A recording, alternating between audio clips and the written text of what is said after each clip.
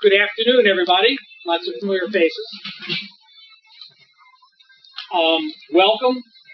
Nice to have you here. We're thankful that this many people could show up in one spot to help BMW celebrate a celebration that I think most people aren't aware is actually occurring, because it is the anniversary of the company, not the motorcycles, not the cars. And Paul Rubenson, who has been associated with Bob's for probably 25 years, give or take, maybe a drop longer, who has helped us immensely with the museum over the years, all that stuff, is going to lead off and tell you about the 100-year anniversary, and I'm going to tell you about what's underneath here. So I'm going to pass the mic back, and we'll get started. I hope that everyone can hear okay. Good. Yep.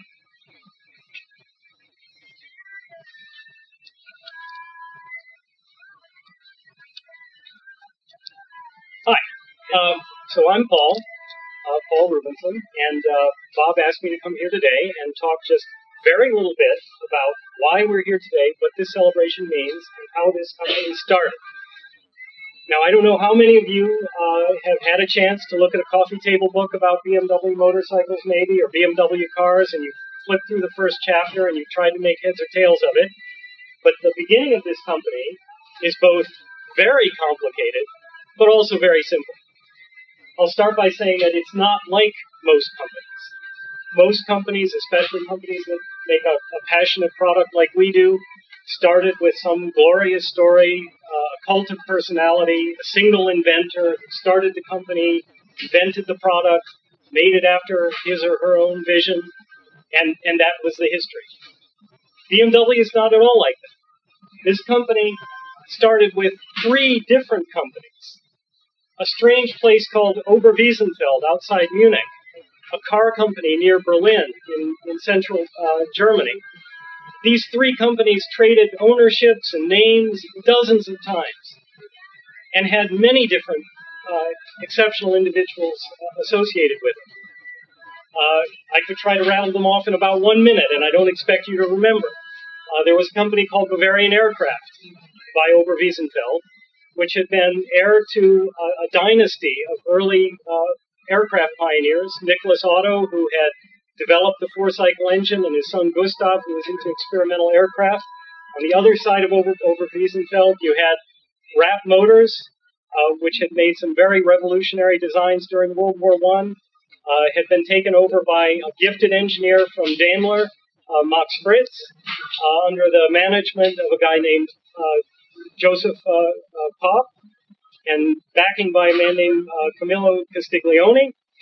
And later on, when they branched out into automotive works, they obtained the Eisenach vehicle factory in Eisenach. But the take-home from this, when you try to sort all this out, and you don't even need to, is that this was not a singular vision. This was a club of gearheads. And it really was. And this often doesn't make it into the short paragraph or 2 paragraphs or chapter at the beginning of the book. But these guys didn't care about the company at first. What they wanted was a space to work, enough money to work, and they wanted to make motors. And some of them wanted to put them in planes, and some of them wanted to put them in motorcycles, and they did a little of this and they did a little of that. But these guys were passionate gearheads. And they drank together, and they were in the Munich Automobile Club, which was the successor of the Munich Motorcycle Club. And they would talk about their designs, and they would trade their ideas back and forth on napkins. And on the weekends, they would bring out their contraptions, and they would race them together. And it was a community.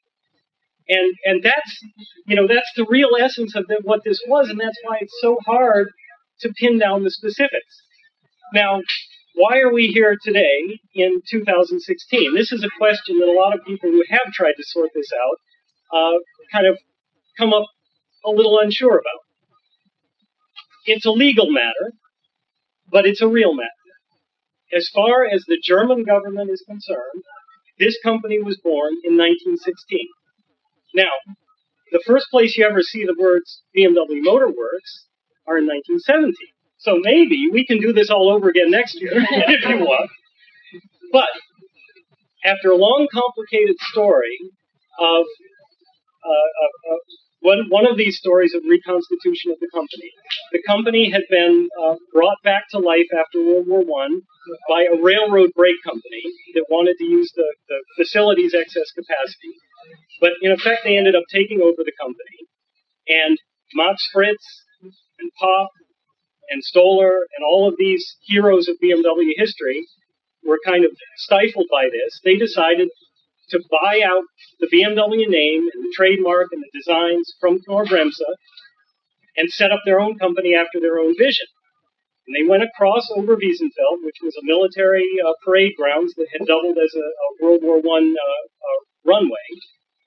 And they bought out a small company that had been one of their partners. They'd been selling the M2B15 motor, the first BMW motor for this other company to put in their motorcycles. It was a former aircraft company. And they bought that company out, and they put their name on it, and they started making their motors, and it all continued. But the crux of it was that when they bought the BMW name and designs from Knorr-Bremse, who had taken them over, they didn't buy a company. When they went across the field and they bought Bavarian Aircraft, that was an existing company. And that's what they took over. And its birthday goes back to 1916. And so the company goes back to 1916. But the people and the ideas actually go back to 1917, so maybe we can do this all again next year. But in summary, that's what this company has always been about. It's been a club of gearheads, people with passionate ideas, a large group of people, a community. Not a singular figurehead, not a single name. It's the Bavarian Motor Works. And it always has been. Great.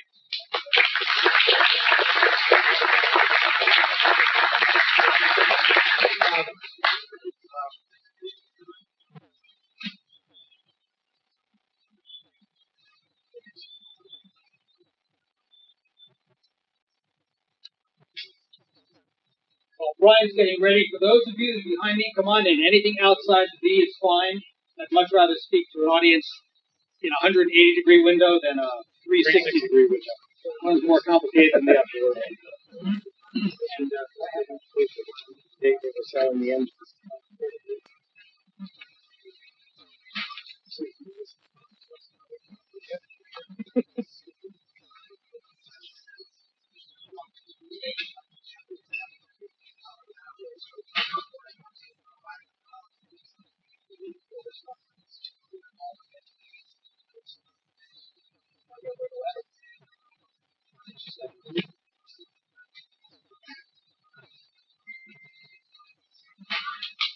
I'm not normally waiting for cues to speak. Those of you that know me well know. Yeah, what's going on? And for those of you that have already been down to the museum today across the street, thank you for joining us. I know a couple of you showed up 15 or 20 minutes, or in one case 2 minutes before we had to close the door. When we are done here today, I'm going to probably grab a little bit of food out there. We have a great food vendor out there. You'll be welcome back without the food across the street until at least 3 o'clock today, so we'll open it up for at least another hour and a half, 2 hours. If you'd like to come on over, this bike will eventually reside over there, and I'll get to that part of the story momentarily. So, delighted to have turned the small museum space we had here, which at most had 15 or so bikes into a space that has 65 plus bikes more on display. Ready? Okay, so again, thank you for coming. Paul Rubenson is a hard act to follow. He is an historian by nature, so he researches the facts. He knows some of the history better than I do.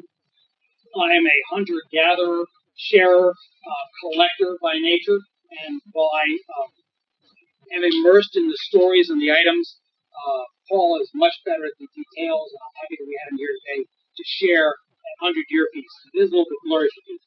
And we still run into a lot of people who don't know that BMW make motorcycles.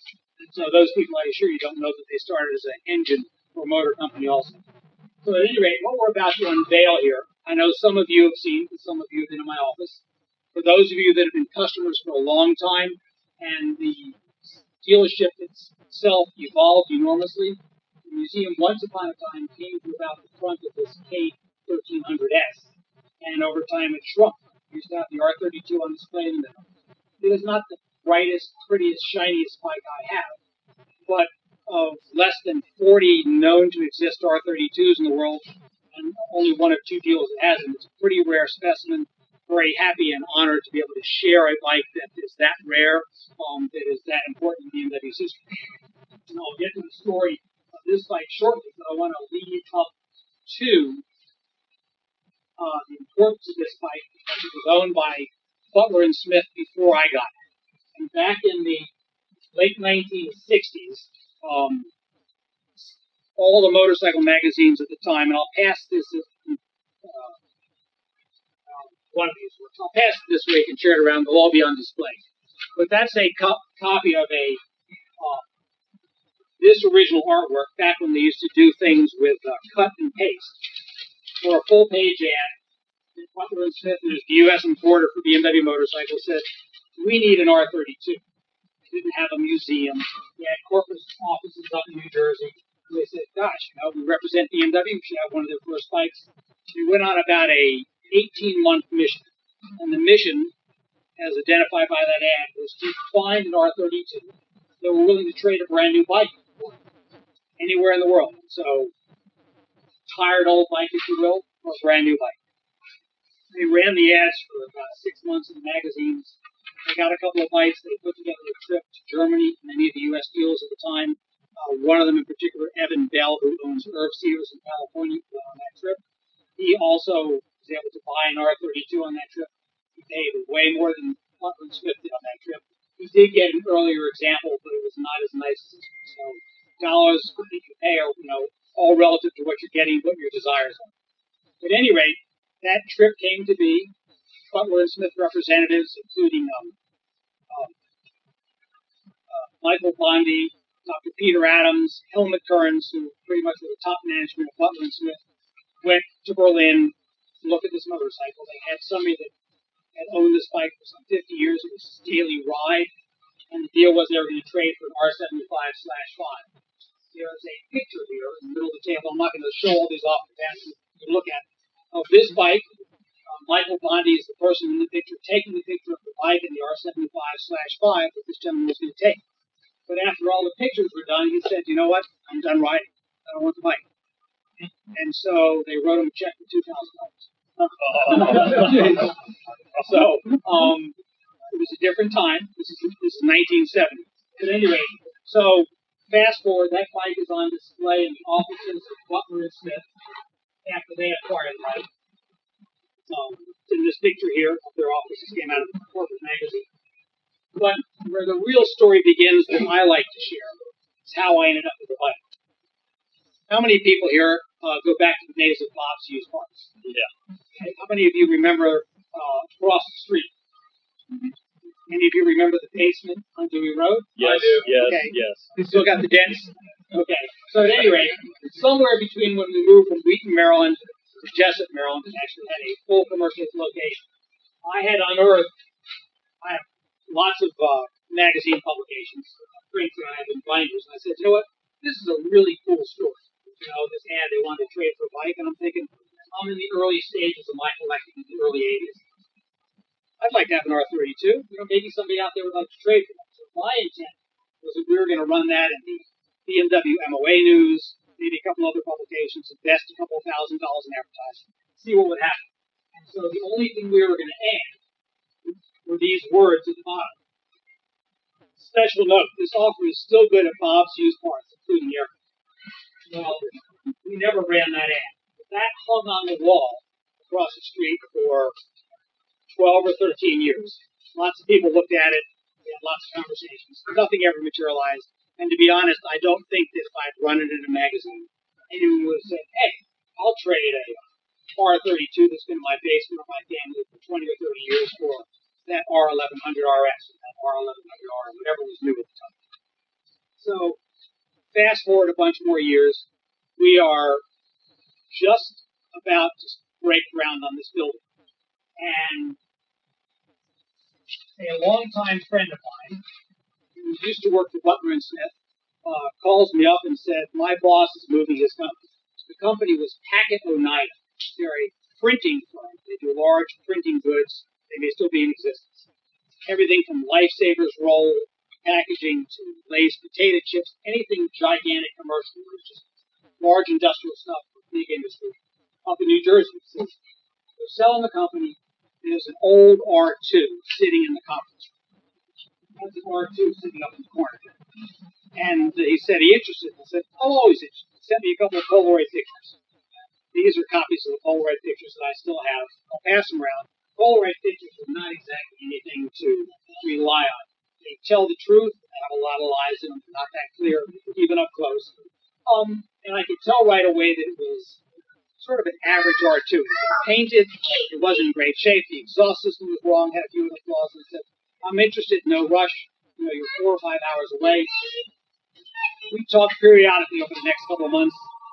Could never find the time to go up there. He sends me the fourth picture. We've got some other things here too. There's part of a cutaway engine that's now on display in the museum. It's actually the drive line, the back drive line, final driving shaft from R75/5.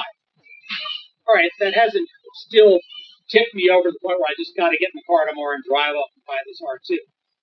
And literally months go by, and we touch base. The end of June, I think I'm going to be up in that area on vacation with my family. Maybe I can swing by on the way up and the way back. We start playing phone tag. And I know nothing about this motorcycle. It's just a little old R2 which I've since sold and replaced with a much nicer, more original R2. On the way back from a rainy family vacation, our son, who is 25 now, is a little kid. It's been a dismal vacation for the kid because it's poured 10 days in a row. We're going to go hit an amusement park in New Jersey on the way home, playing phone tag with this guy. Still don't connect with him. We check into a hotel, and at 6:30 in the morning, the phone, which is in my camera bag, rings. It's pitch black in the hotel room, and I go stumbling around in the dark, totally naked. I've added that in for a reason. Answer the phone, and it's Helmut Kern. He apologizes that we missed each other. I'm now 50 miles away in the wrong direction. The sun is going to be out. Our son is going to have this vacation. So we make arrangements to get together the following week. I go up and see him on July 3rd. And as I'm making that commitment, sorry, I'll just do this and get out of the way. He says, listen, I know you haven't been particularly excited about this R2.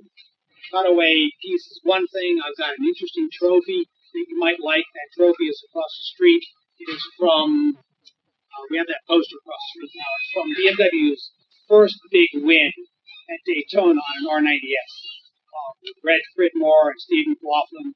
First place trophy. It's been sitting in a closet for 25 years. So I am more interested. And he said, and there's one more thing. He said, the missing R32, the bike that we used to have on display in our showrooms, that when BMW North America abruptly dismissed Butler and Smith from the handling and representative of BMW motorcycles in the United States, vanished. There was a actual fight over it, almost got legal. BMW North America says that's our bike. Of course, Butler and Smith is a privately held company. Sorry, bullshit. It's our bike. You don't get it. They threw engines and artwork and parts and dumped it. They couldn't sell in a short period of time, so the BMW wouldn't get it. Many of the pieces of art that are on the walls here and across the street in the museum came because a friend saved them from the dumpster. So, if I had had clothes on, I probably would have soiled them about that. That's why the naked comment. So I said, okay, I will definitely be there on Thursday. I believe it was the 3rd of July, right before the July 4th weekend. I don't want to be anywhere near New York City at that time. Make arrangements. I go up there. And again, I'm just taking his word that he's got this bike. Everyone is wondering what happened to this bike. As it turns out, Dr. Adams put it in his office.